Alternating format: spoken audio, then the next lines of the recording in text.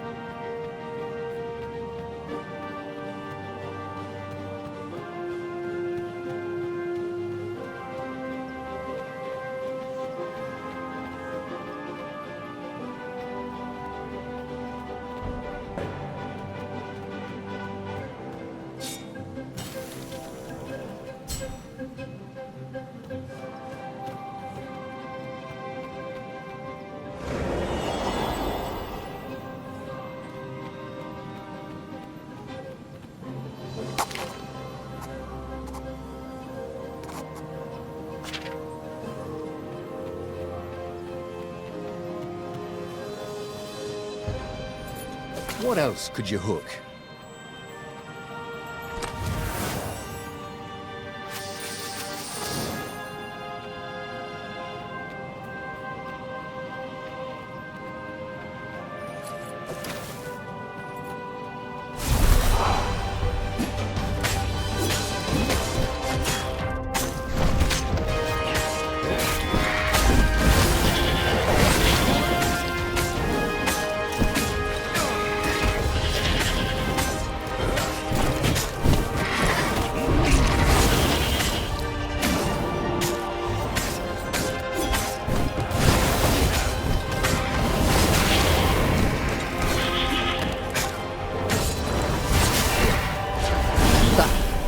We do it, said Renato to himself.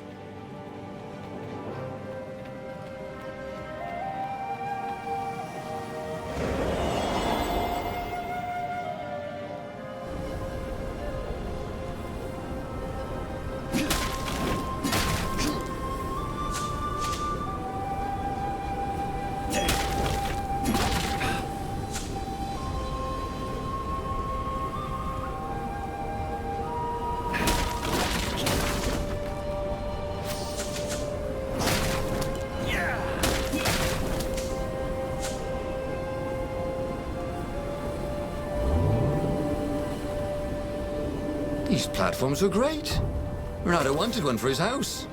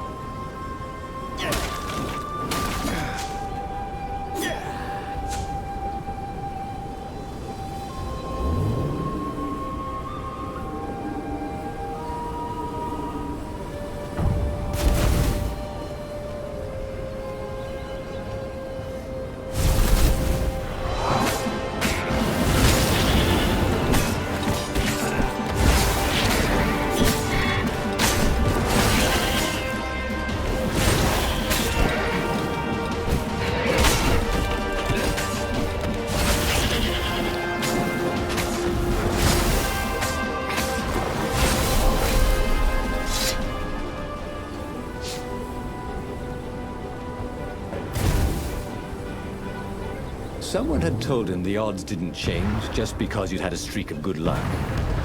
His gut told him that was wrong, though. And he always listened to his gut. On the other hand, 128 chances to win. But one of them would destroy the universe. Ooh, that seemed a bit serious. Maybe he could defeat the Emperor without firing the Sky Ripper. Maybe he could bluff, but with a real weapon. Like in cards, when you had 3 knaves, but you pretended you had a fizbin. That could work.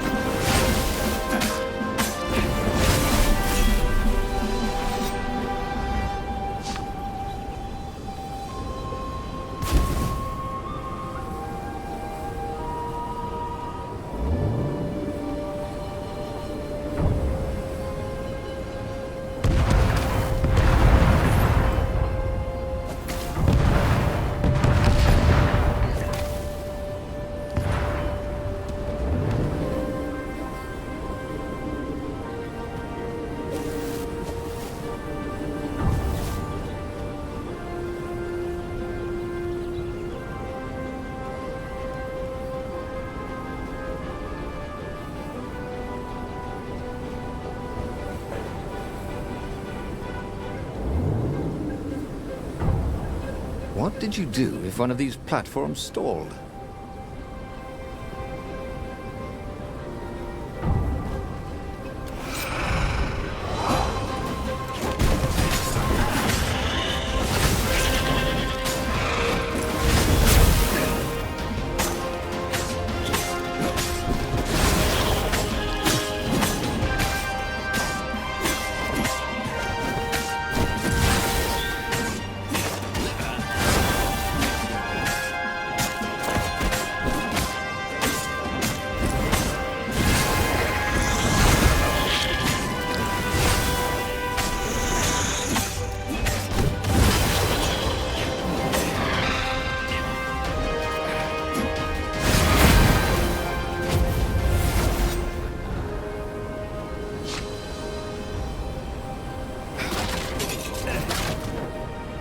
Set up the Sky Ripper and let it warm up. He would bluff if he had to. Zenobia came out, flanked by a very daunting platoon of ravens. You won't actually use that, she said in that annoying, I know everything because I'm a cat and you know nothing because you're just a fox voice she had. Or I know the odds. Good, because there's a real chance you could destroy the universe. No, not the first time I use it. The odds are too low. What? No? Yeah, sure. The first time, the odds are practically nothing. They only go up if I use it a bunch more times. No, but that's not how odds work. Didn't you pay attention in class? Now surrender, or I'll use it. Just once, he said. Don't. He felt sure the odds were with him. He had to go with his gut. That's what heroes do. Fire, he said. Please? The Sky Ripper fired. With a tremendous whoosh, the Emperor's flagship went up in flames. It was awesome. Then he noticed there was a hole in the air. A blackness, like a tear in a parchment. Wind was blowing into it, widening it. It grew larger, and even larger. Crates fell upwards into it, and the world itself seemed bent, like the reflection on a curved mirror, as it poured into the ravenous hole. 1 in 128. What are the odds? thought Reynardo. And then everything fell into the hole and was gone. Reynardo stared at the book. He was still alive. Again. And still only flying away from burning Ubar. Had he lived that adventure? Or only dreamt it? Had he really died? It felt so real, not like a dream at all. And he'd lost again. Oh, he hated that. But he had made different choices. And he'd lost in a different way. It was the book, wasn't it? Oracles showed you your destiny. But this was showing him different ways he could die miserably. Thanks a bunch, book, he thought. But these were destinies that he did not have to fulfill. But he'd learned another true thing. The core was powerful, but dangerous if used improperly.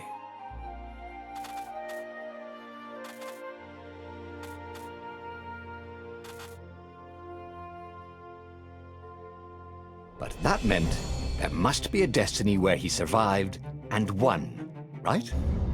Otherwise, what was the point?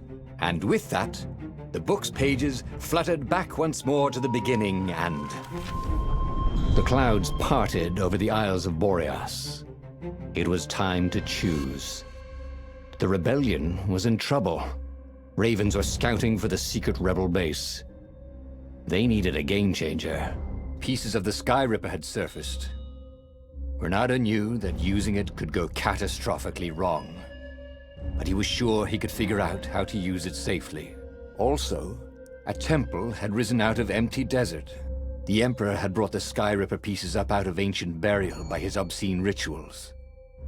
Could this be where the Iblis Stone was hidden? Someone better get it before he does, thought Reynardo. On the other hand, his old friend Lapino needed rescuing. Lapino was no game-changer, but could Reynardo really leave an old friend to the Ravens?